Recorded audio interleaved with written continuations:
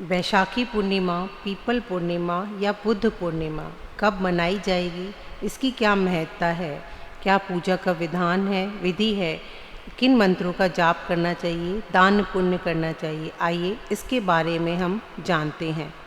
प्रत्येक माह की पूर्णिमा तिथि जगत के पालनकर्ता श्री हरि विष्णु भगवान और माता लक्ष्मी को समर्पित होती है, लेकिन शास्त्रों के अनुसार वैशाख पूर्णिमा सभी में श्रेष्ठ मानी गई है।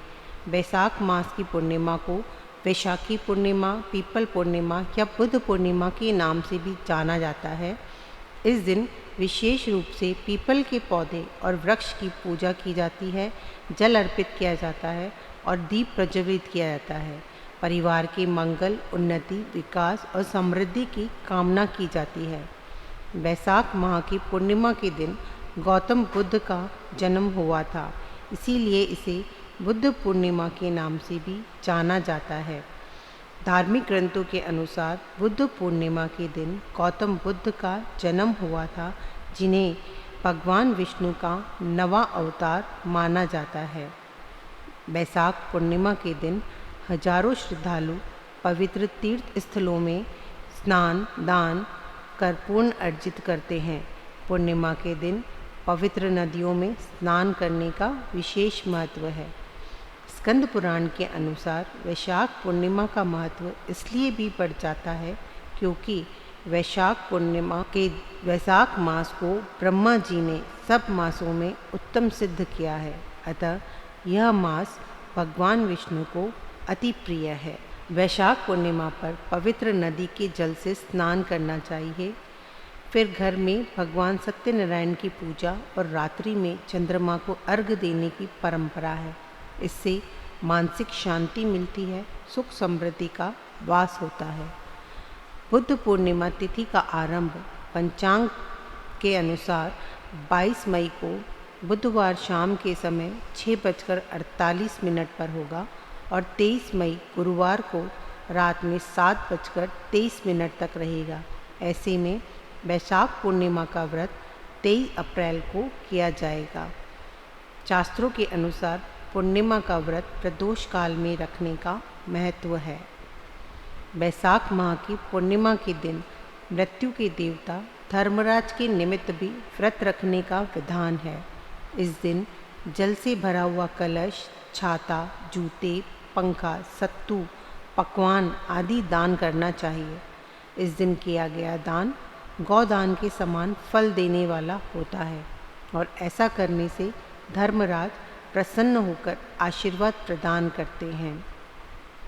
वैशाख पूर्णिमा के दिन सुबह स्नान और दान करने के बाद शुभ मुहूर्त में घर पर सत्यनारायण भगवान की कथा का आयोजन कर सकते हैं या फिर एक चौकी पर भगवान विष्णु और माता लक्ष्मी जी की मूर्ति स्थापित करें। उसके बाद गंगा जल से अभिषेक करें। भगवान विष्णु को पीले फूल, अक्षत, चंदन, हल्दी, फल, तुलसी के पत्ते, पंचामृत, पीले वस्त्र आदि अर्पित करते हुए पूजन करें। वहीं माता लक्ष्मी को कमल पुष्प, लाल गुलाब, अक्षत, सिंदूर, कमलगट्टा, बताशे, फल, श्रीफल आदि चढ़ाएं और पूजा करें। इस दौरान विष्णु सहस्त्र नाम और लक्ष्मी चालीसा का पाठ करें। श्री सूक्त या कनकधारा स्रोत का पाठ करें। माता लक्ष्मी को मखाने की खीर और भगवान विष्णु को चने की दाल और गुड़ का भोग लगाएं। माँ लक्ष्मी और भगवान विष्णु जी की आरती करें। लक्ष्मी नारायण की कृपा से आपको जीवन में सुख, समृद्धि, धन और वैभव की प्राप्ति होती। विष्णु जी और माँ लक्ष्मी के आशीर्वाद से आपकी मनोकामनाएं पूर्ण होंगी।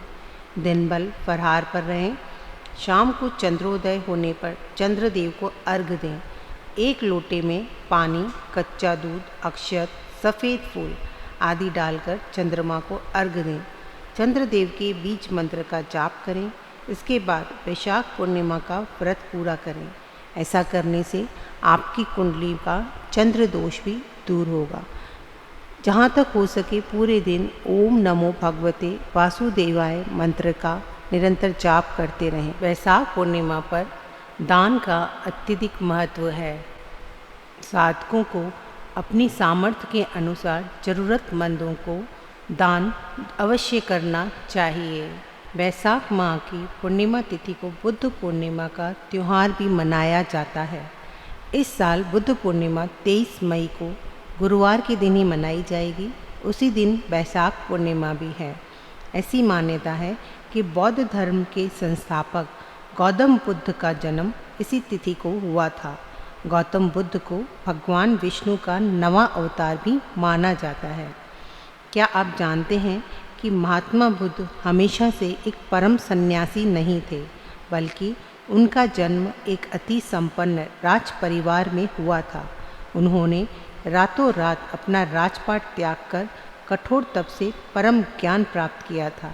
आइए आज हम जानते हैं कि आखिर राजकुमार सिद्धार्थ कैसे अपना राजपाट त्याग कर गौतम बुद्ध बने थे। भगवान बुद्ध कपिलवस्तु के पास लुम्बिनी नामक जगह पर पैदा हुए थे।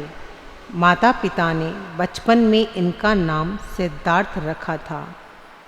एक बार राजकुमार सिद्धार्थ अपने घर से कहीं घूमने के लिए निकले।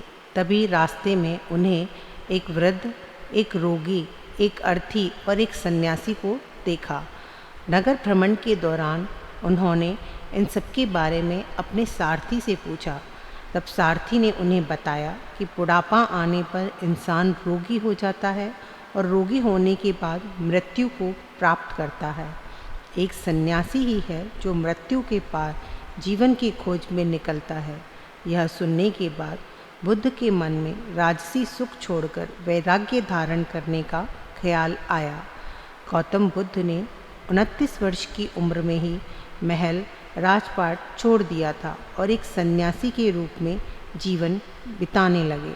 उन्होंने एक पीपल वृक्ष के नीचे करीब 6 वर्ष तक कठिन तपस्या की। वैशाख पूर्णिमा के दिन ही भगवान बुद्ध को एक वृक्ष के नीचे सत्य ज्ञान की प्राप्ति हुई थी। महात्मा बुद्ध को जहाँ ज्ञान की प्राप्ति हुई वह जगह बाद में बोध गया कहलाई।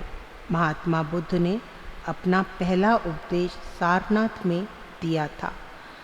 सन्यासी जीवन में शरण लेने के बाद महात्मा बुद्ध ने लोगों का मार्गदर्शन किया। उन्होंने अपने उपदेशों में संसार को समझाया कि व्यक्ति सिर्फ मांस खाने वाला ही अपवित्र नहीं है, बल्कि क्रोध, व्यभिचार, छल, कपट, ईर्ष्या और दूसरों की निंदा करने वाला भी अपवित्र है। मन की शुद्धता के लिए इसका त्याग करना अनिवार्य है। यही वजह है कि हर साल बुद्ध पूर्णिमा या बुद्ध जयंती पर लोग भगवान बुद्ध को याद करते हुए गरीबों और ज़रूरतमंदों को दान। अगर आपको ये जानकारी पसंद आई तो मेरे इस वीडियो को लाइक और शेयर कीजिए। यदि मेरे इस चैनल पर आप नए हैं तो इसे सब्सक्राइब कीजिए, साथ ही बेल आइकन भी दबाइए।